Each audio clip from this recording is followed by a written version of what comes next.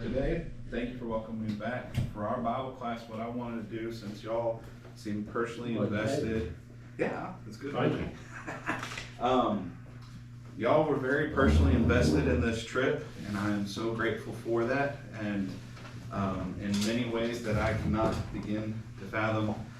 So for our Bible class, I want this to be as interactive. If you got questions, throw them out there. But this is going to take you through basically what we experienced. You have a picture of me here with Steve as we were in Africa, Malawi. If you're not familiar with where that's at, that is just right next to Mozambique. If you know geography of Africa at all, it's in southern eastern Africa. Here's the little island of Madagascar right here. Then on the coast, there's Mozambique. And then nestled in there is the bottom part of Malawi that then juts upward. It is bordered at the top by Tanzania and another country here and other things, if I'm not mistaken on my geography. I'm not perfect. I barely sometimes know my way around the United States, especially since I left home.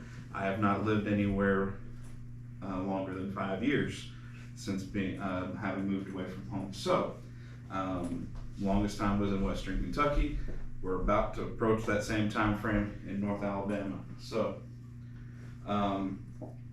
with that being the case, our trip began and started with many different things that we were preparing. And first, we were greeted by 4 guys at the airport. Our trip consisted of, many of you asked for updates and other things. Yes, it was a fun, literally 24 hours plus travel time, going from Huntsville to Carolina, from the Carolinas to Washington, D.C. at Dulles Airport, switching from the Dulles Airport to Ethiopian, where we then crossed the Atlantic. We landed in Togo for about a hour stay. They wouldn't even let us off of the airplane. Then we flew into Tanzania. Where in Tanzania, we were kind of detained in this little international area where, since you were flying internationally, we're going to stick you here in this little corner until it's like close to time for you to catch your flight, because then we went from, well, it wasn't Tanzania, we flew from Togo to Ethiopia, then to Tanzania. And for those of you who are coffee people, I love coffee.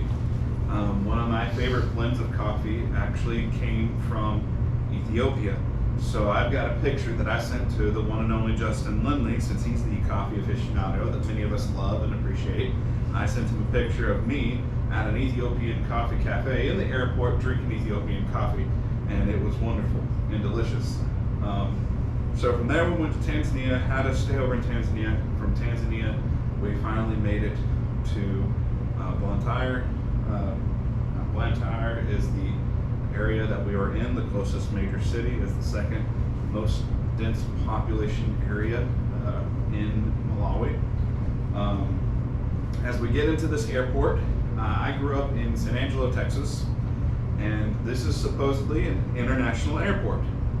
It reminded me of San Angelo, Texas does not have an interstate going through it. It is a town of 90 to 100,000 people, so I call it the world's largest small town, because it had a lot of small town feel to it, but did not have the stuff that the interstate brings with it. Well, we only had a regional airport that was close to us. This airport reminded me of that area. You had one terminal, maybe 2.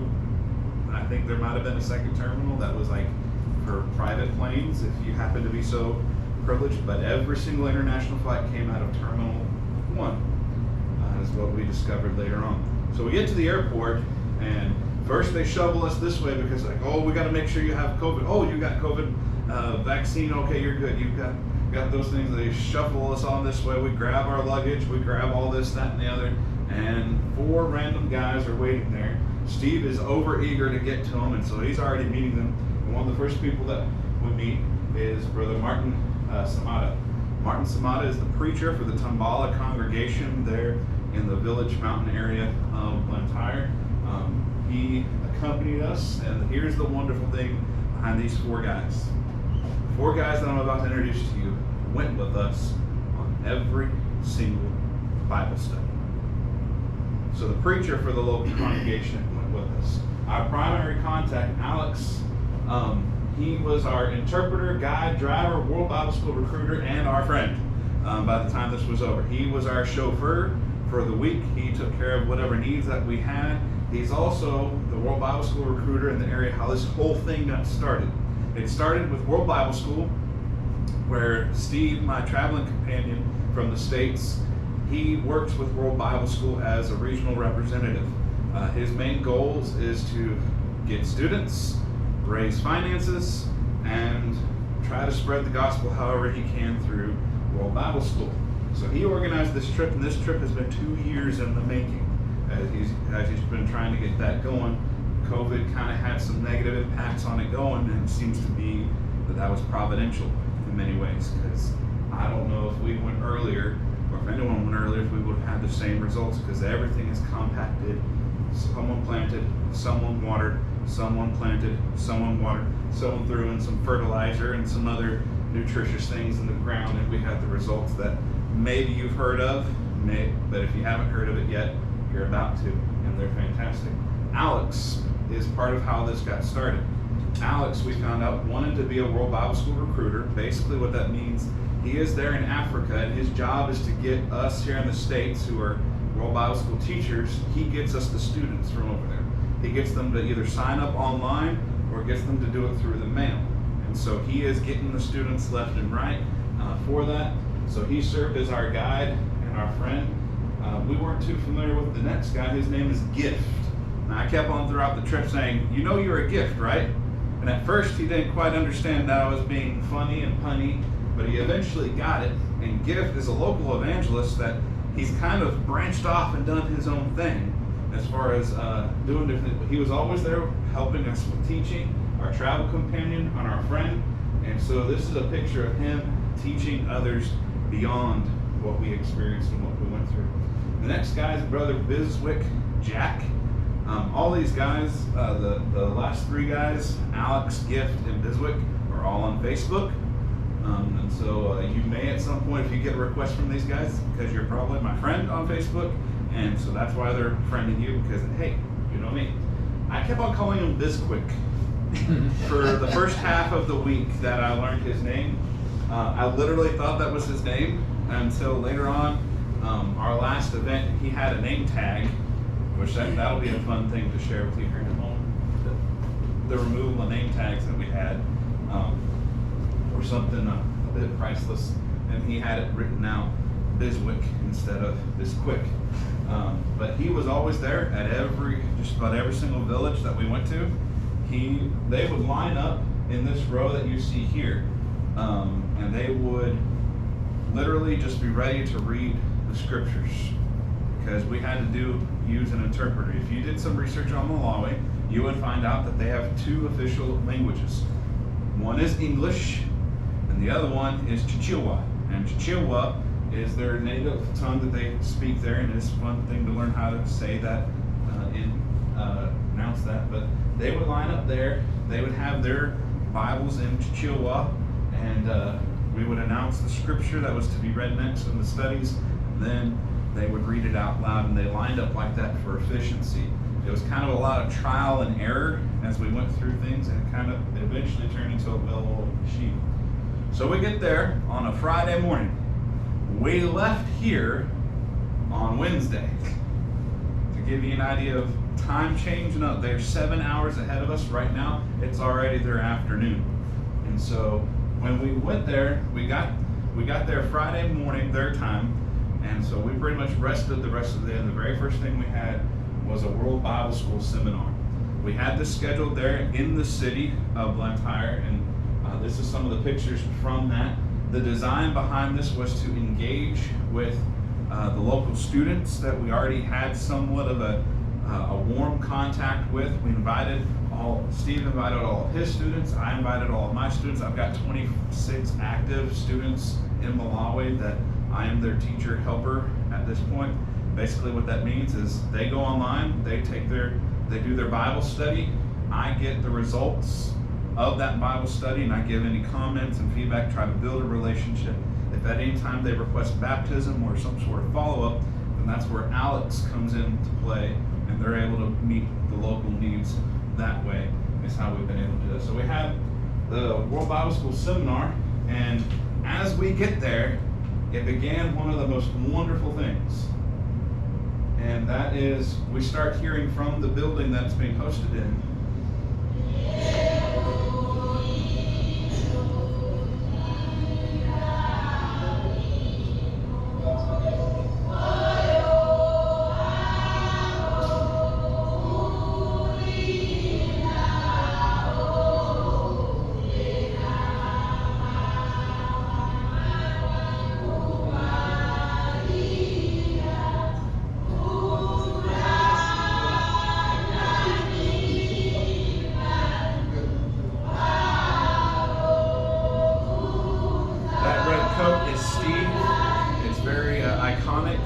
Because he had this knack throughout his trip of either the side of his coat or his elbow would get in my pictures or my video.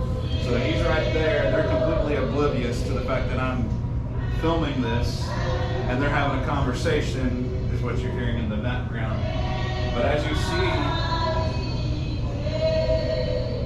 see all these people singing, these are the ladies in the back. You notice all the front tables and seats are left open. And that's because part of their culture is, as you see here, this is where all the men, the elders, the preachers would sit up here. The ladies would be back there when we went to worship. The ladies would be on one side, the guys would be on the other. That's something that we learned of culture. You have a picture up here of one of Alex's friends that he knew. He's actually Pentecostal in his background, but he's very talented, very knowledgeable in the English language and Chichewa.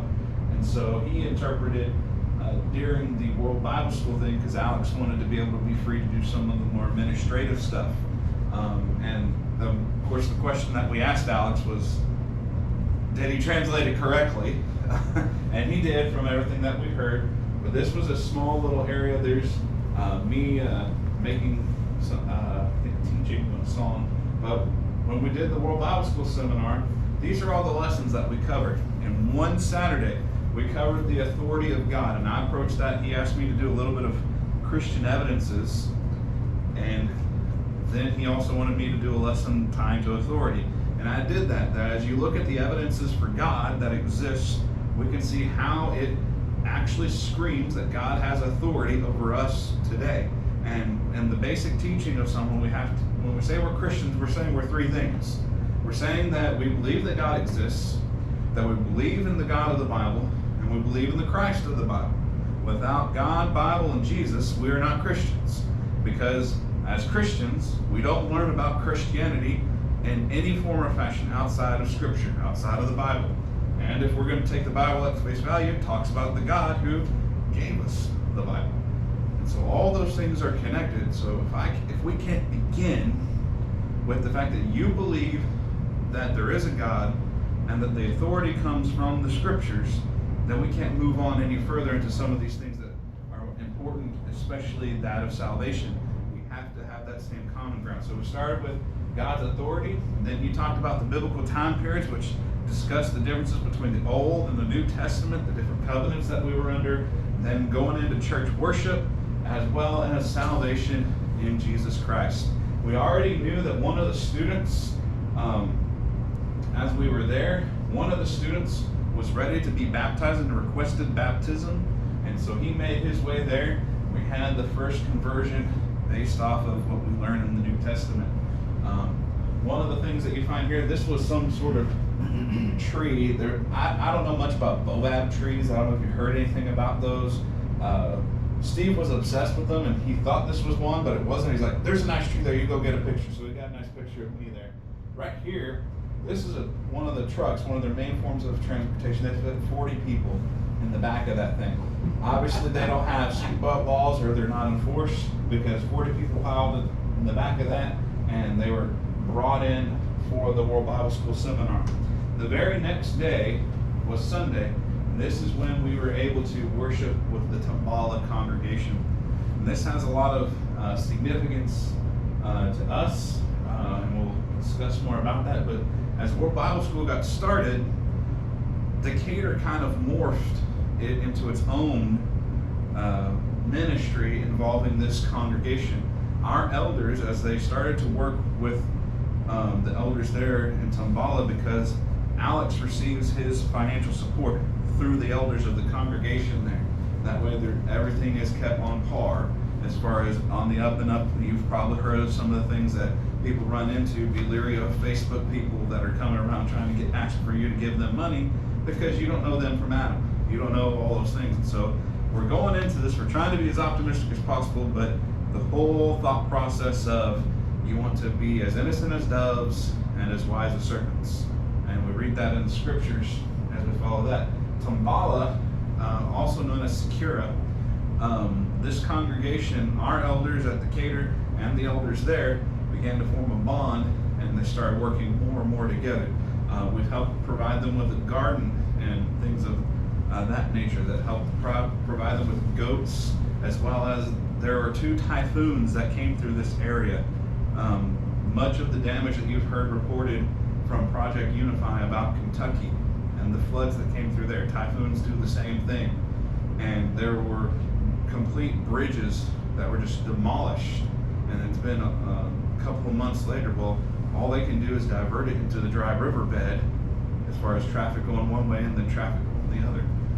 They don't have the resources to repair that. The church building here was in need of repairs as well, and so one of the things our elders was able to do was give them the resources to have a brick and cement machine, and this enabled them to do the repairs that were needed, and also look at any expansion that was necessary for this. We get there, and as we arrive, this is the scenery. This is, as I said, if you haven't caught on, it's in the mountains, this area, and it's beautiful. I love the mountains. I love the drive coming here from Decatur. We're kind of in the swamplands there, if you might, of the Wheeler Wildlife Refuge. We get to come up to the mountain here. Wonderful view. I don't mind the drive whatsoever because I like nature. You'll find houses that are like this, or like with the one that you see here, but this is mostly what you'll find.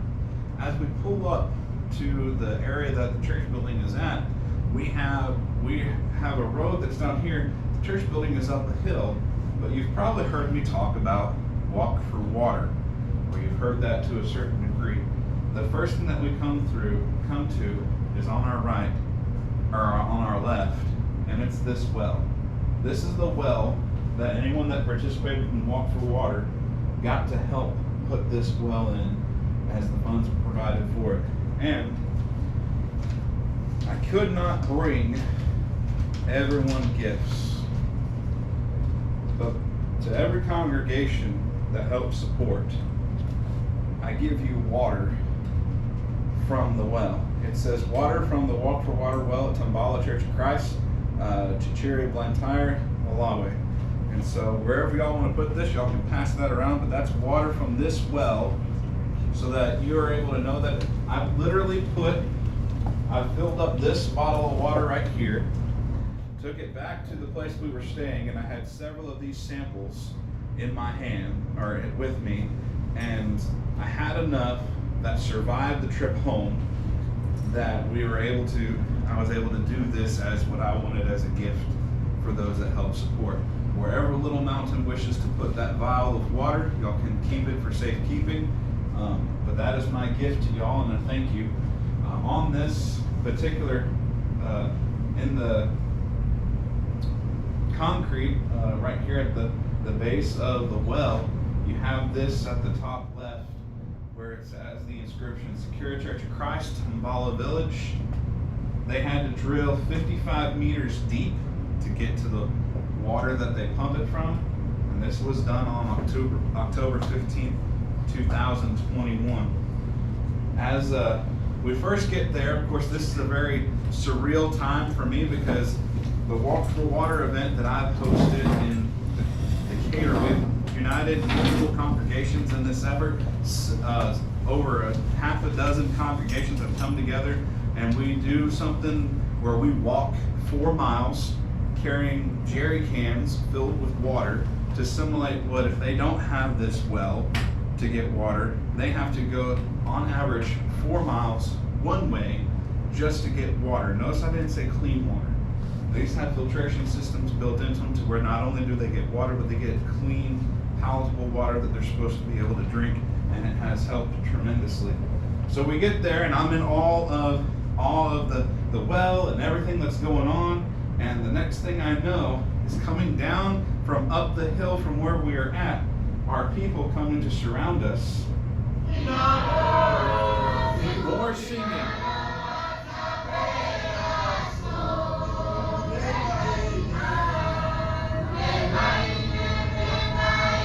They come down the mountain to the hill to greet us right there. A line of people shaking our hands and greeting us, and we are overwhelmed. We walk up the hill to the church building that you see there, mountains surrounding it. And anyone who knows me, you know I love to sing, and so this obviously left an impression on me.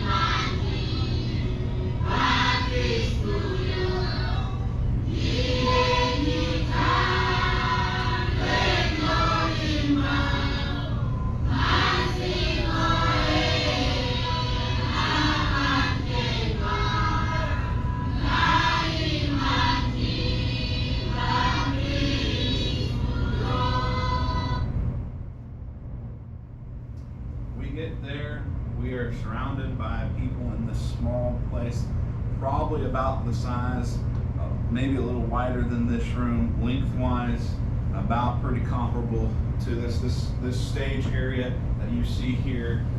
They made everything. That is concrete. The pulpit is concrete. They've got a little thing right here where the Lord's Supper stands. That's concrete. Of course, the pews. I will never complain about the pews again.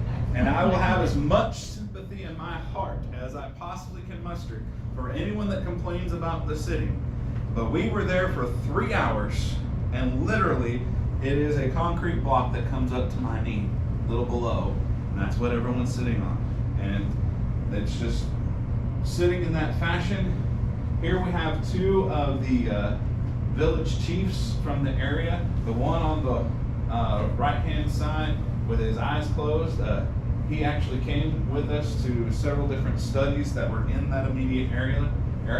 There's me teaching Bible class in some gesture, I don't know. Brother Martin preaching, Steve teaching Bible class. These two gentlemen here on the bottom left are elders that are there. And as we were in this congregation, I told you, not much bigger than this room. I'd say the lengthwise would be to the end of the actual outer wall, past the utility room that's behind you. You can see the building here. Everyone's on the concrete here. That's packed. We had a total of 291 souls packed into that thing. They were just really grateful to see here. That's in Kwacha as far as the collection from that morning. And to give you an idea of the status, that's 95,720 kwachas, which is their currency.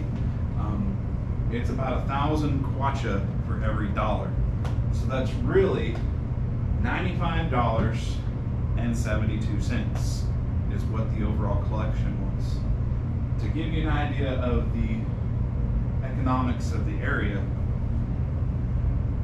I can tell you that 3/4 of that came from 2 of the Americans that were present. And that number really would be $25.72 when it came to their collection for that morning. And you had 291 people that contributed to that. To give you an idea of the level of poverty, that the unemployment rate for the country is somewhere between 80 and 90%. And it's just because there's not jobs What for are they? everybody. A lot of them are farmers. In the villages, they grow their own stuff and they'll sell it on the side of the road. I got to try sugarcane for the first time. I never had it, and this is not any kind of refined. Literally, the stalks of sugarcane. They taught me how you bite the outside off and rip it off, and then you just kind of chew on the center, kind of like folks that chew gum or tobacco or any of that stuff. You don't swallow it because you're getting just the juices from it, and whenever you get done chewing it, spit it out. Yes. Brother Roberts, you were talking about a collection. Yes. Many years ago, I've heard my folks talk about the collection for here at Willow Mountain was something like $5 or $6 a Sunday. And that's been like, I guess, 70, 80 years or so. Yes. Times have changed and shifted. How many elders does that congregation have that you showed a moment ago? So there was 2 that are there, but I know of at least 2 that are not pictured when they had them brought up. So I'm not sure if the elders, when they said these were our elders, if they were talking about village elders or elders of the congregation in Tambala. Because one of the members at Tambala is actually the Tambala village chief, where we had several people respond to the gospel, and it was our last village to visit. So I'm not 100%. I want to say that there's at least 4 shepherds of that congregation. So Sunday was great. We came there to worship. They only meet once.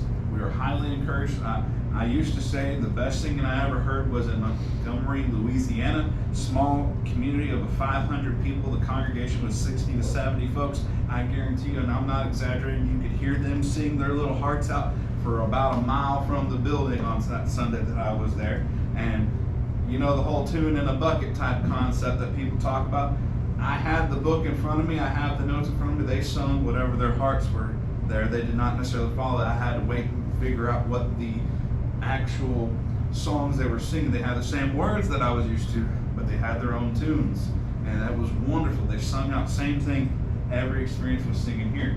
Monday was unique because one of the Bible students that we had is actually a Pentecostal preacher. His name is Juop, and Juop, the Pentecostal preacher, invited Steve, come and preach to my congregation, come and preach to my congregation.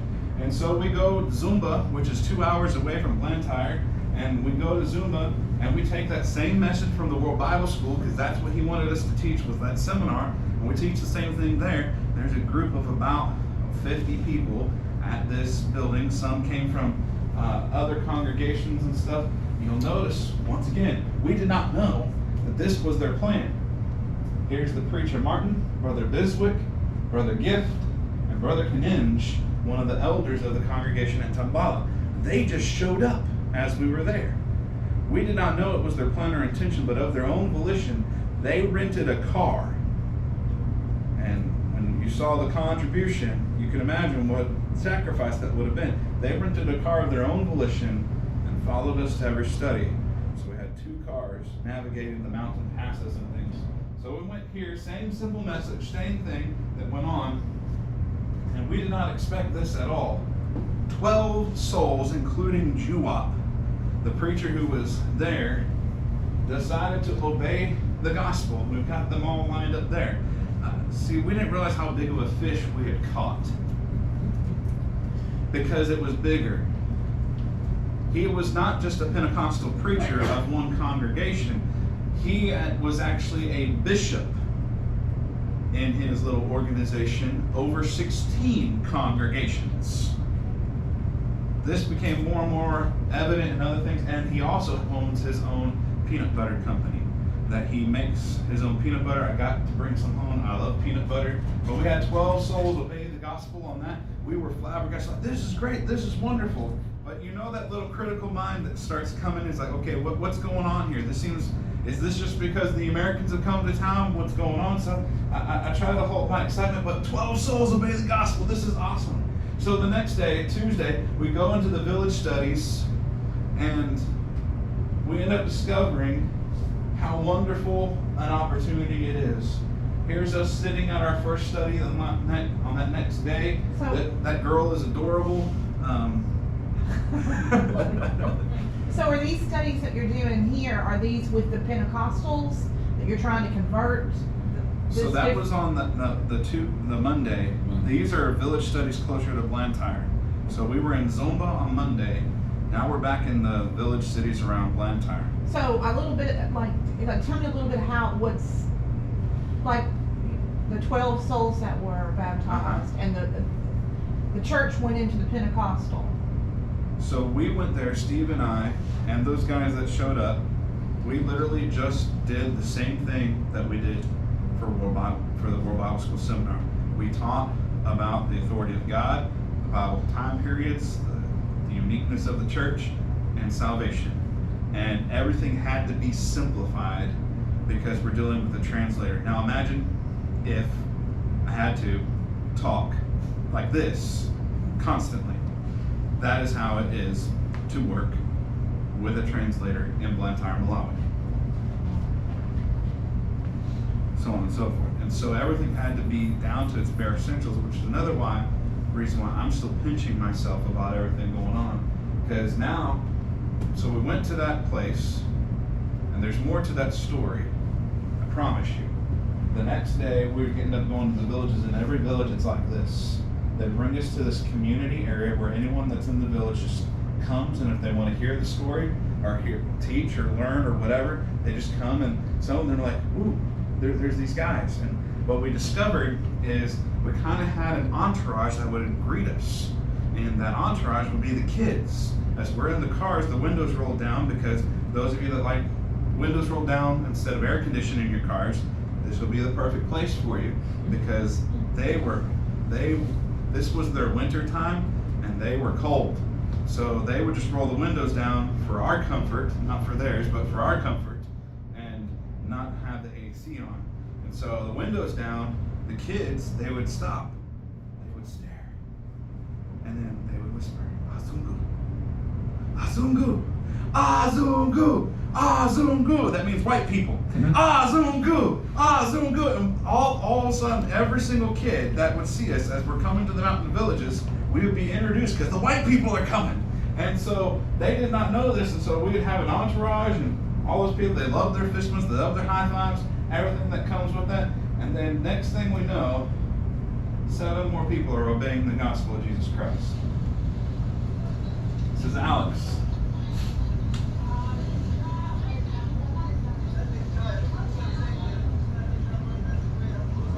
There's Steve's elbow again.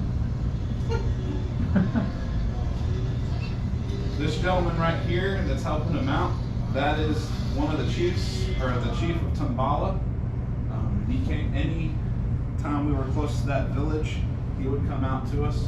As we went down to that baptistry area, we had to hike literally. You see that long one, we had to park up here and walk all the way down there. Eventually, for Steve's sake, they're like, okay, the road's not too bad.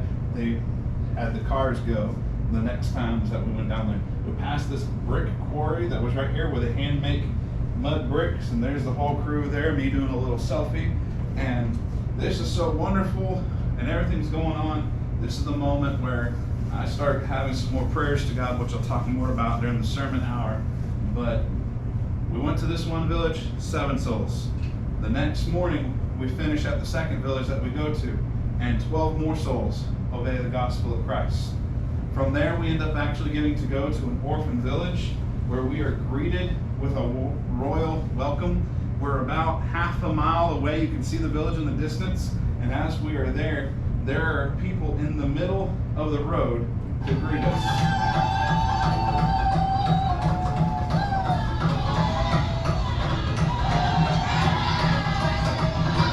So one group came and greeted us there. As we got closer, a second group, and almost became like dueling bands, singing 2 different songs that were unique. Then everyone came to this center area to greet us. That guy that you saw jump in on this bottom video, that was the village chief from Tambala. Just a big celebration, welcoming us to that area. As we were there, still 7 more people obey the gospel of Jesus Christ after we get to teach the Bible to this village and to this orphanage. You see us being able to go there. There's 7 more. I love that picture at the top right. It was just a perfect, sun's kind of going down, Steve's walking up. I'll probably be using that for several years to come. As far as a picture, I might even sell it to Hallmark or something. Make some money here.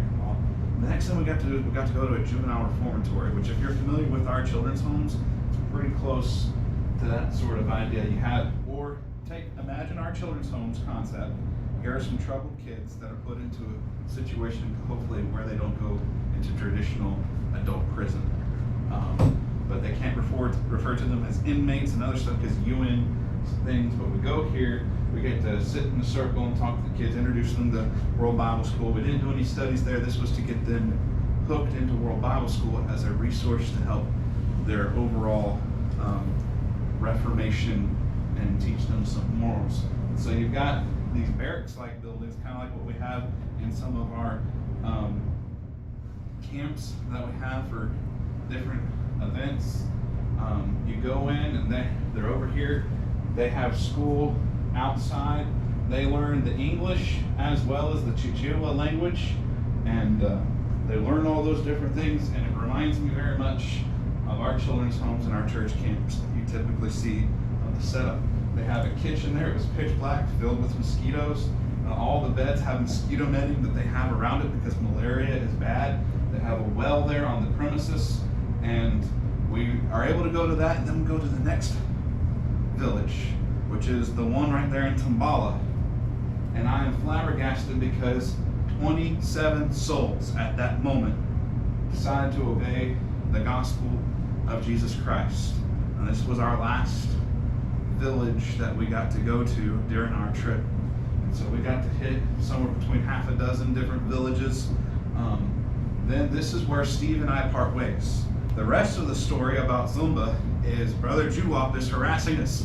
Brother Steve, come back and preach for us on Sunday. Come back. Well, we'd already obligated ourselves to Tambala, so what are we going to do? Steve went with Juwop towards Zumba and actually had to go further north, about another hour north of Zumba, so 3 hours on the road, on these wonderful windy roads. And I went to Tambala and preached. And so I returned to Tambala, and we have a similar setup. These are some better pictures of the grounds and the premises. Here's the pews that we got to sit on for 3 hours. This is the plumbing facilities if you need to use the restroom. These trees they were very proud of because with the typhoons that came through, there was tons of erosion and other things, so they had planted these trees to help combat the erosion that was happening in that area. So the elders were very proud of that they had planted those trees there. Again, we got to come back and teach. There was 183 people and 110,440 kwacha is what was given, and same similar statistic as the last time. This was the last time I got to see Brother Biswick and Brother Kaninj, the guy who is right there in the great light gray suit. He is one of the elders for the congregation there. Saturday we actually had a vacation Bible school, and at that vacation Bible school, this gives you an idea. This is the same facility as the place where we had the World Bible School place. They didn't quite understand what a VBS is. When I show you some of the pictures, here you have these guys in full suit coats and everything else on the front row again, expecting kind of who knows what they were expecting. But before the time was over, I had them all.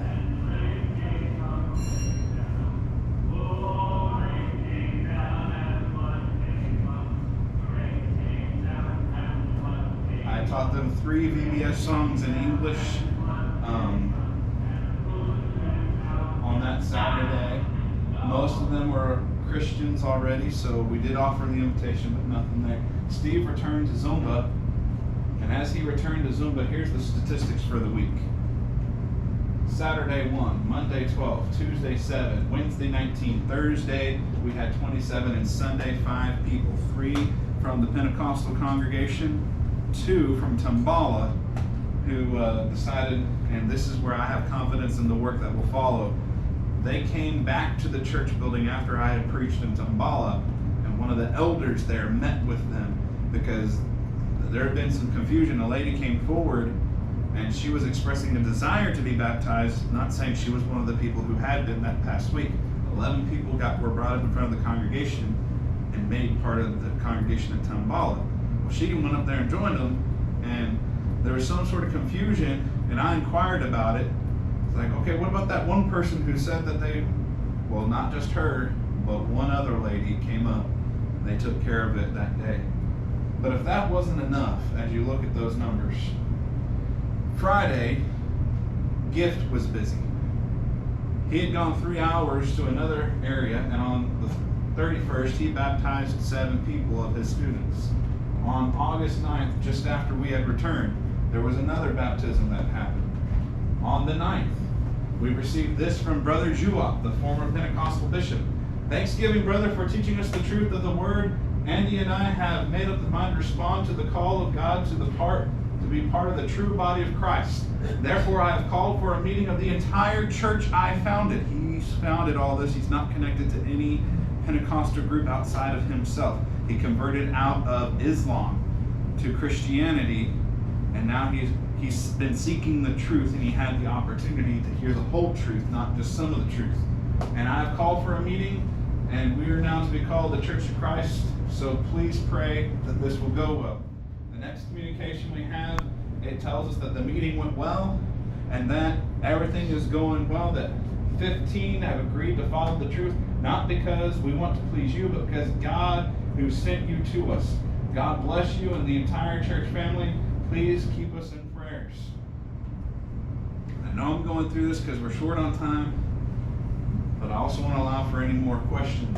And then our last correspondence from Alex that I know of, where they went to the Samaritan Pentecostal Church. This is those 4+ guys that I was telling you about. They're continuing the work after we left.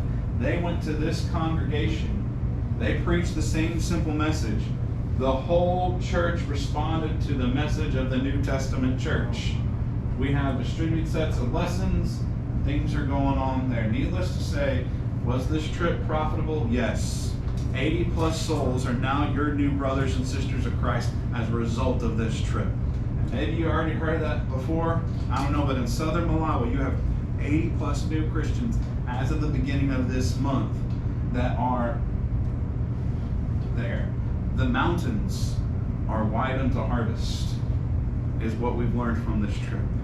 And I know this is kind of a very technical, here's all the things brought together. There's some more practical things that I plan on bringing up during our worship hour. But are there any questions, any feedback that come to your mind? That this is what has happened, this is what God has blessed us with, bare facts of it. And that's how it happened, where 2 congregations initially said, hey, we're going to follow the New Testament. The Sunday that we got back, they had the second Sunday after we had gotten back from this trip, we received word about the 14 others. And that Sunday, 14 congregations were taking the Lord's Supper for the first time. 2 others, it was their second time. This will be the third and the second. I don't know how often I'm going to be able to deliver messages like this, but God has richly blessed everything involved with the Malawi mission. I know this was not a traditional Bible class, but hopefully you can see how God has blessed us immensely.